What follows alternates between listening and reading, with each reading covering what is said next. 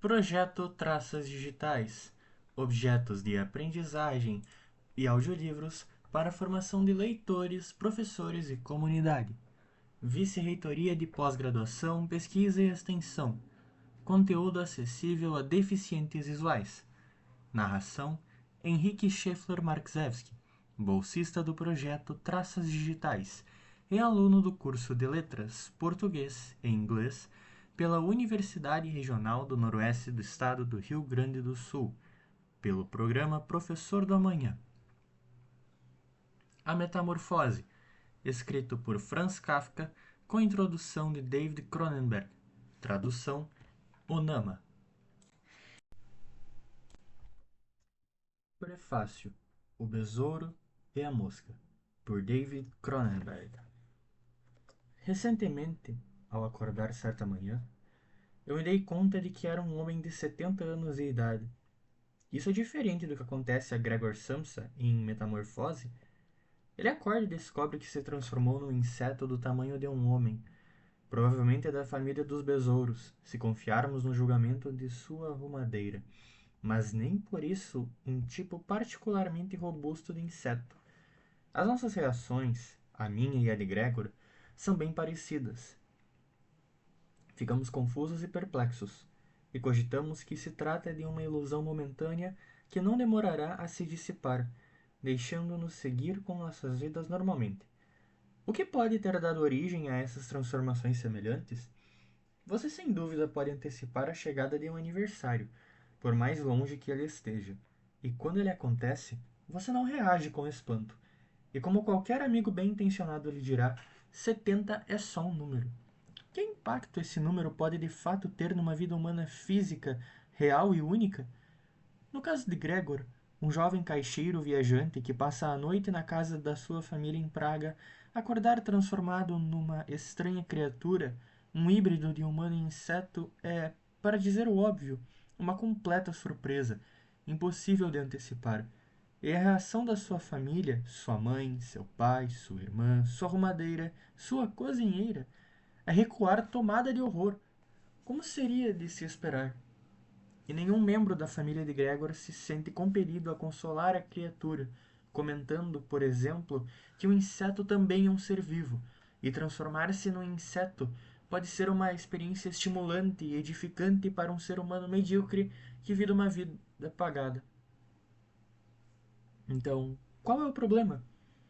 De qualquer maneira, esse consolo sugerido não poderia figurar na estrutura da história, porque Gregor pode entender a fala humana, mas não pode ser compreendido quando tenta falar, e por isso a sua família nunca pensa em abordá-lo como se aborda uma criatura com inteligência humana. É preciso perceber, porém, que em sua banalidade burguesa esses familiares de algum modo aceitam que a criatura seja, inexplicavelmente, o seu Gregor. Nunca ocorre a eles que, por exemplo, um besouro gigante possa ter devorado Gregor. Eles não têm imaginação para tanto, e Gregor rapidamente se torna um pouco mais que um problema de ordem doméstica. Sua transformação fecha-o dentro de si mesmo de maneira definitiva, como se ele tivesse sofrido uma total paralisia.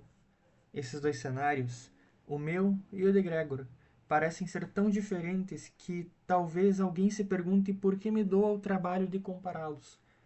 Eu argumento que a fonte das transformações é a mesma. Nós dois despertamos para uma conscientização forçada do que realmente somos, e essa conscientização é profunda e irreversível. Em ambos os casos, a ilusão logo se impõe como uma nova e inevitável realidade, e a vida deixa de ser como era antes. A transformação de Gregor é uma sentença de morte, ou, de alguma maneira, um diagnóstico fatal. Por que o besouro Gregor não sobrevive? É o seu cérebro humano, depressivo, triste e melancólico, que trai a força e a determinação básica do inseto? O cérebro sabota o afã que o inseto tem de sobreviver e até de comer? O que há de errado com esse besouro? Besouros? Insetos da ordem Coleóptera, termo que significa asa endurecida, encapsulada. Embora Gregor jamais pareça descobrir as próprias asas, as quais supostamente estão escondidas sob as suas coberturas de asadura. São sabidamente resistentes e bem adaptados para sobreviver. Há mais espécies de besouros do que qualquer outra ordem na Terra. Bem, nós somos informados de que Gregor tem pulmões ruins, que não são muito confiáveis. Nenhum dos dois. Sendo assim, o besouro Gregor tem pulmões ruins também, ou pelo menos o equivalente no inseto. E talvez esse realmente seja seu diagnóstico fatal. Ou talvez seja sua crescente incapacidade de comer que o mata, assim como matou Kafka, que no final tossia sangue e morreu de inanição causada por tuberculose laríngea aos 40 anos de idade. E quanto a mim, meu aniversário de 70 anos é uma sentença de morte? Sim, claro que é. E de certa forma isso me encerra dentro de mim mesmo, como se eu tivesse sofrido uma paralisia total. E essa revelação é a função da cama, e de sonhar na cama, o cimento no qual as minúcias da vida cotidiana são esmagadas, moídas e misturadas, com a memória e o desejo e o medo. Gregor desperta de um sonho turbulento que nunca é descrito explicitamente por Kafka. Teria Gregor sonhado que era um inseto? Para então acordar e descobrir que era mesmo um? Que diabos aconteceu comigo? Ele pensou. Não era um sonho. Kafka diz, referindo-se ao novo aspecto físico de Gregor, mas nada indica claramente que o seu sonho turbulento foi um sonho premonitório com um inseto. No filme que eu coescrevi e dirigi a partir do conto A Mosca, de Georges Langerin, eu fiz o nosso herói Seth Brundle, interpretado por Jeff Goldblum, dizer, em meio à agonia da sua transformação num abominável híbrido de mosca e ser humano, as seguintes palavras: eu sou um inseto que sonhou que era um homem e adorou isso. Mas agora o sonho acabou e o inseto está desperto. Ele alerta sua ex-amante para o fato de que agora ele apresenta perigo para ela, pois é uma criatura desprovida de compaixão e de empatia. Ele abandonou a sua humanidade como uma cigarra abandona a antiga casca, e o que emergiu desse processo já não é mais humano. Ele também sugere que um ser humano, uma consciência que tem a percepção de si mesma, é um sonho que não pode durar, uma ilusão. Gregor também tem problemas para se agarrar ao que resta da sua humanidade. E quando a sua família passa a sentir que a coisa no quarto de Gregor não é mais Gregor, ele começa a sentir o mesmo. Porém, diferente da mosca de Brundle, o besouro de Gregor é uma ameaça para ele próprio apenas e para mais ninguém, e morre de fome e desaparece como um pensamento, enquanto a sua família se regozija e comemora por estar livre do embaraçoso e vergonhoso fardo que ele se tornara. Quando o filme A Mosca foi lançado em 1986, especulou-se muito que a doença de Brundle causou a si mesmo era uma metáfora para a AIDS. Isso certamente é compreensível. Todos pensaram em AIDS enquanto o vasto alcance da doença foi se revelando. Para mim, porém, a doença de Brundle era mais fundamental. Ele estava envelhecendo, de um modo artificialmente acelerado.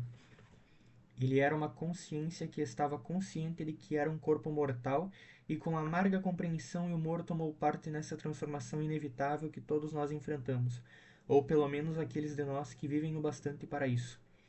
Diferente de Gregor, passivo e prestativo, porém anônimo, Brundle era uma estrela no firmamento da ciência, e foi uma experiência temerária e impensada relacionada a transporte de matéria através do espaço. Seu DNA se misturou com o de uma mosca, que causou o seu drama. A história de Langeland, publicada na revista Playboy em 1957, enquadra-se solidamente no gênero de ficção científica, com a elaboração duvidosa, caprichosa até, duas cabines telefônicas usadas aparecem na história, de todas as técnicas e conceitualizações exibidas por seu herói cientista.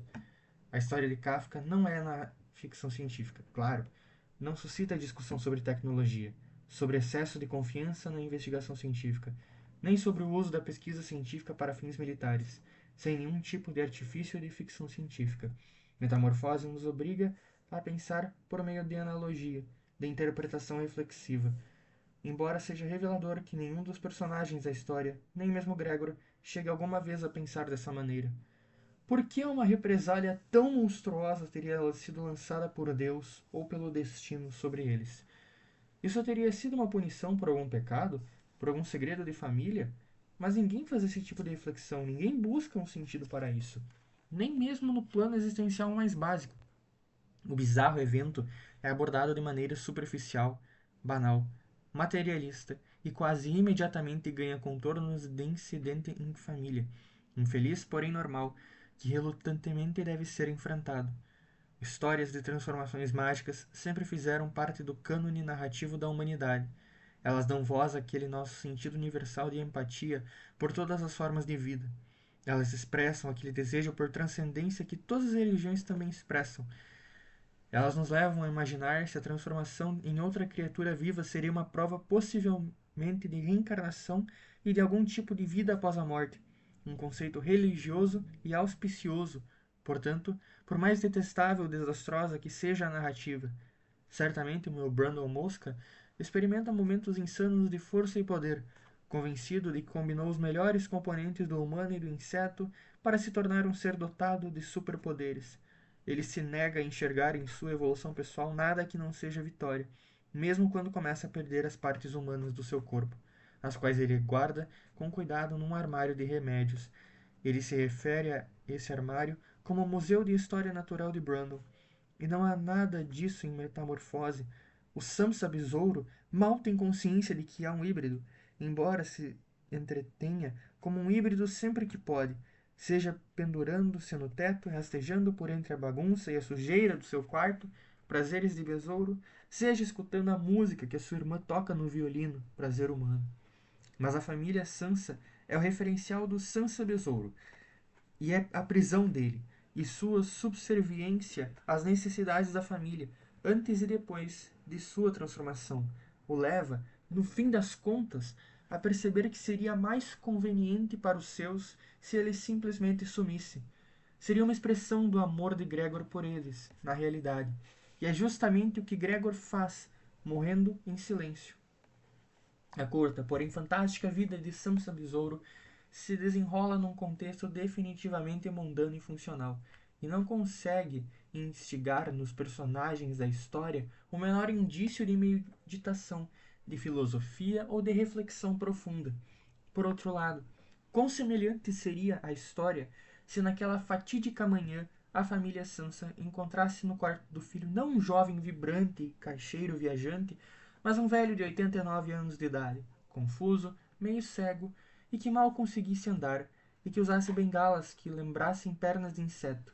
Um homem que balbuciasse coisas incoerentes e sujasse as calças, e nas sombras da sua demência projeta raiva e produz culpa. Se, quando Gregor Samsa acordasse certa manhã de um sonho tortuoso, ele se visse transformado num velho demente, incapacitado e difícil, bem em cima da sua cama. Sua família fica horrorizada, mas de alguma maneira consegue identificar Gregor ali, ainda que transformado. Com o tempo, porém, como na versão da história em que ele se transforma em besouro, a família decide que ele não é mais o seu Gregor, e que desaparecer seria uma bênção para ele. Na época da turnê de divulgação do filme A Mosca, perguntaram-me muitas vezes qual inseto eu gostaria de ser se eu passasse por uma transformação entomológica. Minhas respostas variavam, dependendo do meu humor, embora eu tivesse predileção pela libélula, não apenas por seu voo espetacular, mas também pela originalidade do seu selvagem estágio subaquático de ninfa, com suas mortais mandíbulas extensas e flexíveis. Além disso, a ideia de acasalar em pleno ar pode ser interessante, eu imagino. Essa libélula não seria sua alma, voando na direção do céu? Alguém comentou. Não é isso o que você está realmente buscando? Não, na verdade não, eu disse. Eu seria mesmo uma simples libélula, e então, se eu conseguisse evitar ser comido por um sapo ou por um pássaro, eu acasalaria, e no final do verão, eu morreria. David Cronenberg, cineasta premiado que dirigiu dezenas de grandes produções, entre elas A Mosca, Crash, Estranhos Prazeres e Madame Butterfly.